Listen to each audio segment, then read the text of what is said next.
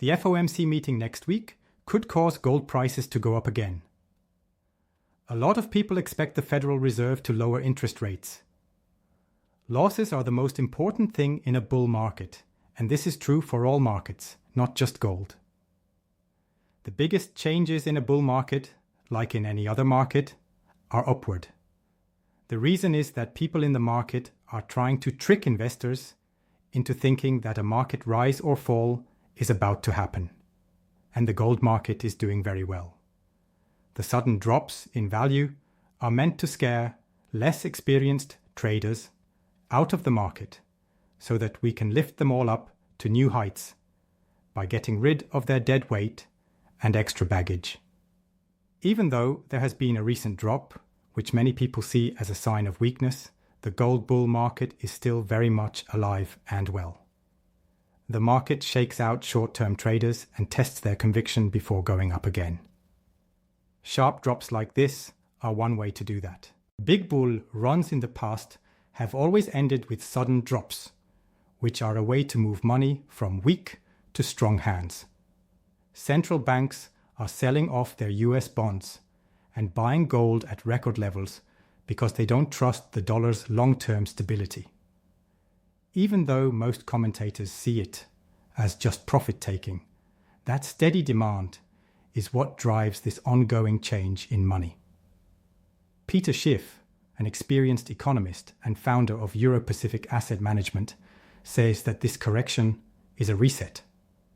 He warns that anyone who doesn't get in on the action could miss the next big jump in inflation, rates, and gold, which is currently at a $4,000 floor. He thinks that these downturns are chances to buy more before the big money from institutions starts to flow in. We now present the parts of Peter Schiff's interview that were taken out. Before we continue talking about this, please subscribe to our channel and turn on the bell symbol to get updates right away. Please enjoy watching the video. We have been given a correction. Gold's price has only been going up quickly for a short time, so it's probably only been going up for the last 2 weeks instead of the last 4 months. But I do think that investors are starting to pay attention to gold because we are seeing a lot of money coming into gold ETFs. They aren't interested enough right now, and neither are they, but they are starting to see the light and buy gold after showing no interest at first. I think that is a good sign for the future of exchange-traded funds, ETFs. Gold has gone up from its recent low of $43, but that doesn't mean that people are no longer interested in it. I think that's just the start. A lot of money will be used for follow-up. Some short-term leverage speculators may have lost money because they weren't ready for the sudden and severe drop. Of course, that's possible. But this is normal behavior in a bull market. Also, as I've said before, the biggest price changes in a bull market are downward movements. This is true for gold and for markets in general. In a bull market, as in any other, the biggest changes are up. The reason is that people in the market are trying to trick investors into thinking that a market upturn or downturn is about to happen. We're in a bull market for gold right now, and those sudden drops in price are meant to scare off inexperienced traders and investors, so we can get rid of the dead weight and extra baggage before we reach new heights. But according to the news, this looks like the best it can get. Please go away. If this were the top, no one would know what to do. You know, that is the usual way to make tops and bottoms. You don't really appreciate being at the top until you're far down, do you? I don't remember either the top or the bottom of the market. So, there is no sudden drop that means the gold bull market is over. No big drops like that show that the market is still moving up. This is all the correction that is needed. The market was naturally getting too many buyers, not owned all the way to the hilt. The term overbought comes from the technical side of things because only a small number of investors actually own gold. No other time has there been so few institutional and individual investors who owned gold. That will bring in a lot more money. It is also important to note that the central bank's buying is far from over. They are still buying things. People buy things for a reason. They should add to their gold reserves. They should cut back on their US dollar reserves. So, this will happen no matter what the price of gold is. They are not just buying gold to sell it. They are actually putting money into the gold market. They are buying gold to use as backing for their currency in the future. They won't be able to get this backing through the US dollar or US treasuries anymore because these assets are likely to lose value. Divestment is the result. This can't be stopped now. Still, gold and silver will probably continue to get a lot of investment interest. In my opinion, the highs from last week and earlier this week are not the highs. Those feelings won't last forever. If we don't get rid of those highs by the end of the year, I'll be surprised. We could easily climb much higher than those peaks. There isn't much economic news right now because the government is shut down. Next week, there will be a meeting of the FOMC. That could cause the price of gold to go up again. A lot of people think the Federal Reserve will lower rates again. No matter what news we got today, that is still true. Finally, the government's economic data is here. Even though the company was shut down, it seems they were forced to do this. The September CPI numbers came out this morning. The average estimate for the monthly rise in consumer prices was 0.4, but it only went up 0.3.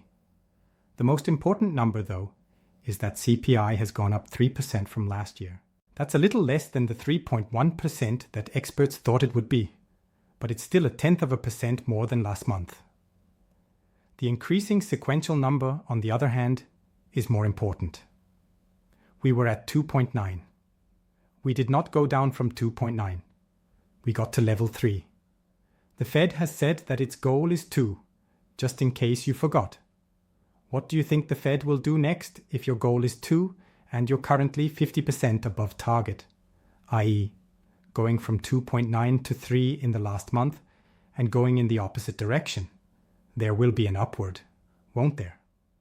For instance, if the stock market hit new all-time highs today and inflation is 50% higher than it should be and keeps going up. Yes, the Dow closed above 47,000 for the first time ever today. This is an unadjusted nominal high that is not affected by inflation or the price of gold. But your stock prices are at all-time highs. You have 4,100 grams of gold. Inflation is 50% higher than it should be and is still going up. The Federal Reserve needs to act right away, but the Fed will soon lower rates.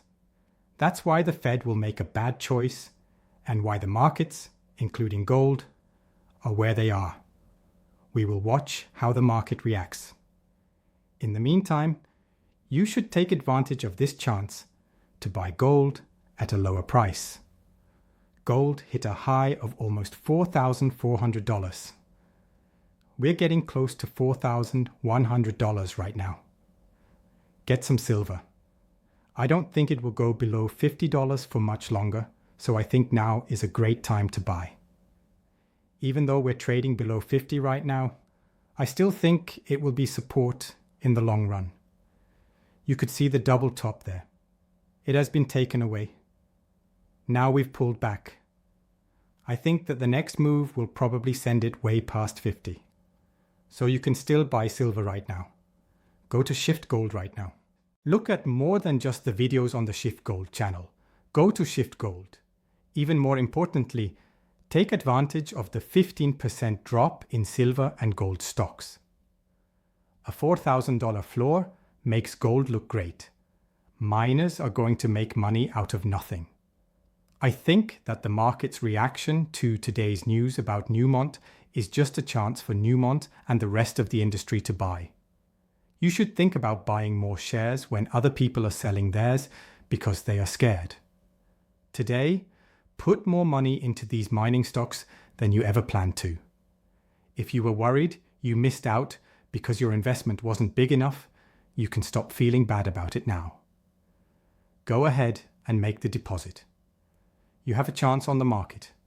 Make the best of it. The mainstream story about gold's most recent drop is very different from what really happened. The market never went back down after it hit $4,000. It fell below $4,000, which set that level as the new structural floor instead of resistance. This change marks a major turning point in gold's long-term bull cycle, showing that prices are becoming more stable above psychological levels that used to cause sell-offs. Mining stocks have taken a big hit, even though the whole sector is making record profits. For example, the GDX and GDXJ indexes have dropped a lot, while gold stays at these levels. This disagreement shows that investors and the financial press are not communicating well. The press keeps looking at gold's performance through old skeptical lenses instead of recognizing the big change that is happening. Earnings reports from major producers show that their profits have doubled year over year. But the markets are still afraid instead of excited, which is what happens in a bull market, not a mania. It looks like gold's strength above $4,000 is more of a starting point for a much bigger revaluation than a top, since people's trust in money around the world keeps going down. We can now go back to the interview. It was worth $2,000 in gold. Even though our gold holdings at $3,000 were smaller than those at $2,000, they were still there. Many people thought that $4,000 would stop prices from going up anymore, but it might take a while for the market to get past that level. A hot knife cutting through butter is a better way to describe how we went through it. We did see a correction, but our drop brought us down to $4,000. It looks like $4,000 is the lowest price for silver right now. Don't get too excited about that.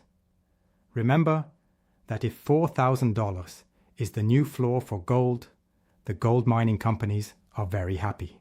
But if you looked at how those stocks did, you wouldn't see that fact at all.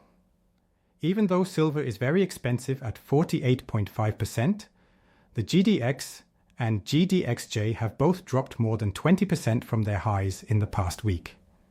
It looks like almost all silver stocks are in a bear market right now. Also, I think silver stock buyers should be happy that it was able to break through 50 and almost reach 55. This shows that 50 is no longer the ceiling. We finished 50. I really don't think this will be our permanent position, even if we're back below it now. When it comes to gold, I think $4,000 is the new $3,000. You might remember that we briefly fell below $3,000 for gold after we broke through that level, but we quickly bounced back. I swear it was the floor. You can expect the same result even with $4,000.